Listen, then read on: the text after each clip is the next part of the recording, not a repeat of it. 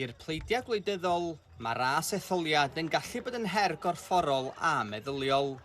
Ac fel marathon Casnewydd, mae'r llinell derfyn yn gallu teimlo'n bell. Ond wrth iddi agosau, mae'r amser i geisio dwy'n perswad ar bleidleiswyr yn prinhau. Mae iechyd yn elfen bwysig iawn dwi'n clywed amdano fe bob dydd.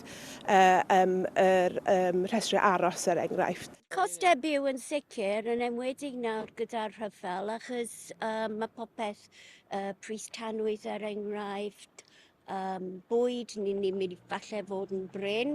Mae Casnewydd Islwyn yr ail etholaeth fwyaf yng Nghymru o ran poblogaeth.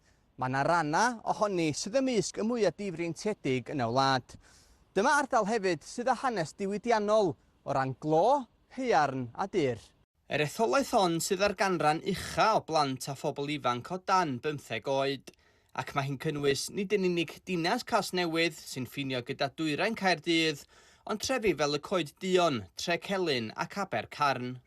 Os chi'n mynd i Cymraen, mae yna parciau am ddim, does dim byd fel yna fan hyn. A i fi sy'n gweithio fan hyn, mae'n gallu costo tua 200 y mis jyst i gweithio yn y dre. I eraill sy'n byw yn yr ardal, mae'r blaenoriaethau yn wahanol, a'r ffordd maen nhw'n pleidleisio ar fin newid. Yr iaith. Mwy o arian yn y iaith, ysgolion. Dyna beth sy'n bwysig. Dyna sut fydd yr iaith yn parhau yn y dyfodol, dwi'n meddwl. Palestine yw'r peth pwysig. Wi wedi cefnogi pleidleisio y Senedd Canrif, ond dwi ddim yn gallu cefnogi nhw nawr. Mae y traffig yn ofnadwy yn y pentref, dweud y gwir.